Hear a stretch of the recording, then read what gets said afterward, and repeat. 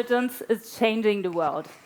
Not in a decade or a few years' time, but it is changing the world today. AI is changing the way how we create images and texts. Look at this model, for example, that I used to transform a simple text prompt into images that are really colorful, vibrant, and creative in a matter of seconds. AI is also changing the way how we interact in a globalized world. This AI software, for instance, is a real life changer for me on an everyday basis because it helps me to translate my mother tongue into up to 31 languages. And AI is also changing the way we work in industry, for instance, where any employee, no matter if he has or she has a technical background, can use this AI software to train a robot arm to his or her exact needs. So AI is already changing the way how we live and how we work and how we interact today. And one thing all of these examples have in common is that they're from one single continent. And I'm sure if I would go around and ask our audience here today where you think these companies are from that created these software solutions, most of you will think of the US. Some might also think of China. But in fact, all of these examples are from Europe. So why is it that when we think of innovation and artificial intelligence, we so rarely think of Europe? Well, in fact, AI companies in Europe still stay quite small. You can see on this landscape, if you look closely, it maps the 100 most promising AI companies across the world, but only 13 of them are from Europe. And that includes the UK. In the last couple of years, while I've been building up the European AI Forum and the German AI Association, I've spoken to lots of AI companies. And what I realized is that this is not due to a lack of entrepreneurial mindset. And it's also not due to a lack of technological quality, but rather due to a lack of supportive system that we have missing here in Europe. In fact, I pinpointed it down to 5 hurdles that every entrepreneur has to go through while building up his AI company here in Europe. I'd like to talk you through them in these TED Talks. So the first hurdle every AI entrepreneur has to come through is research transfer. We are really strong when it comes to research in Europe. In fact, we publish more publications in the field of AI in globally renowned journals than the US is doing, and are on the second place closely behind China. But what we lack in is transferring this educational and academic breakthroughs into services and into products. I spoke to a professor only a couple of weeks ago. He was from a Swiss university and just came back from a conference in Austin, Texas. And he told me that he met up there with a group of AI experts from a big US tech company. And what they asked him is, can we treat you to mojito? And he was really surprised because he didn't know these guys and asked why. And what they said is, well, we just developed an application based on your research that brought us more than $1 billion. And that's only one example that shows that we're still lacking to see the potential that we have in our research and don't really bring it into service and into products. So bear with me for a couple of minutes and let's imagine that our professor actually started an AI company. At quite an early stage in his entrepreneurial journey, he will have met hurdle number 2, gathering data.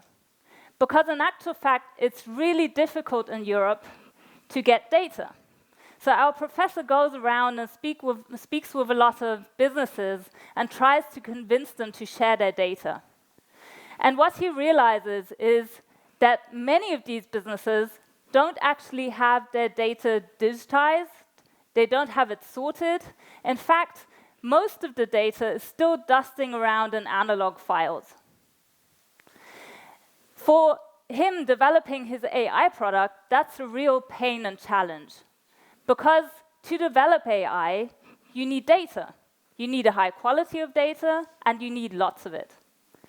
He also thinks about public data and reaches out to public institutions. But many public institutions don't have their data open to the public either. In fact, 77% of all AI startups in Europe are calling for the state to provide more public data. And also, for our professor, European data protection regulation laws are also quite a pain, because it makes it really difficult for him to gather data and also to use this data for himself and for his startup. That's why it doesn't come as a surprise that nearly every second AI startup is also seeing European data regulation as a disadvantage in international comparison. Our professor is lucky, though, because he realizes this at quite an early stage in his entrepreneurial journey. And what he does is he can pivot his startup idea, so he changes the focus of his startup idea to a field where it's more easy to gather data, for example, by scraping the internet for data. But many AI startups aren't that lucky, especially if they're working in a highly regulatory field or in a field where data is particularly sensitive. So moving on in our professor's entrepreneurial journey, he meets hurdle number 3.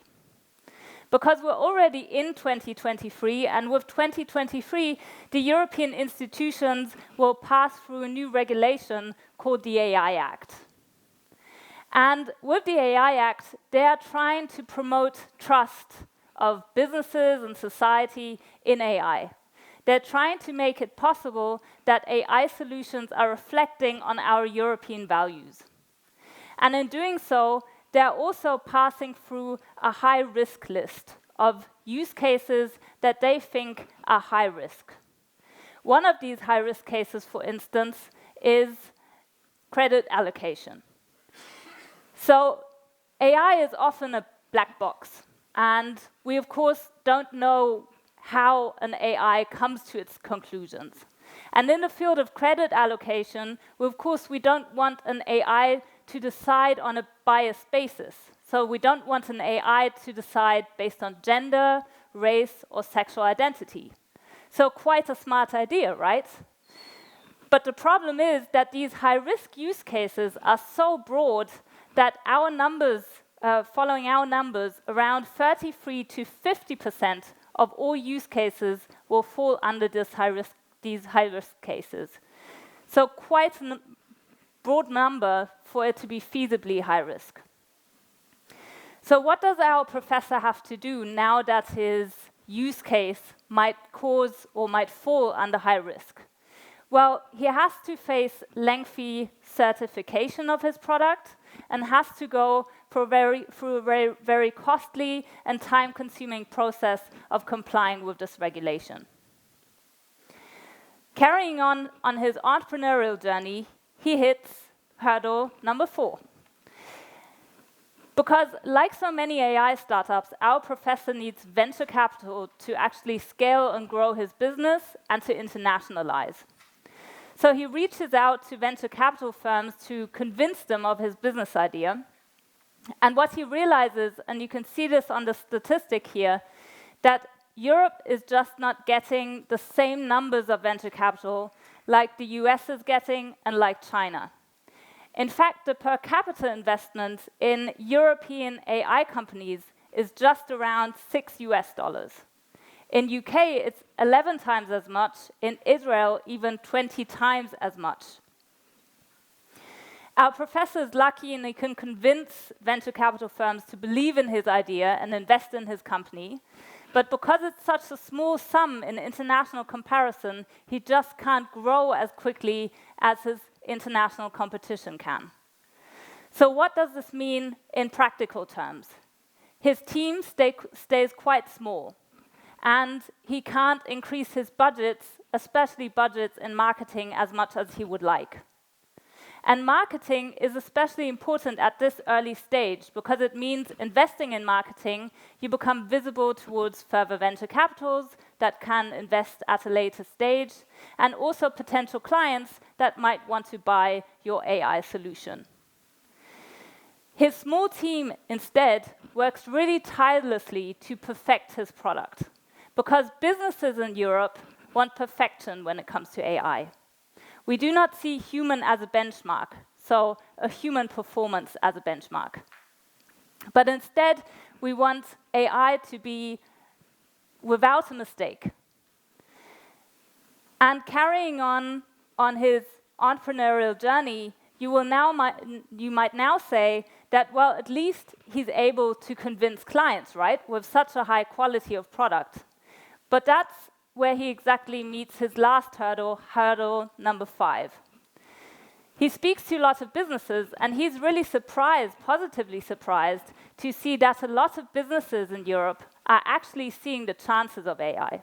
So every 3 to 5 businesses that he speaks to says, hey, your product might be a really big chance for us.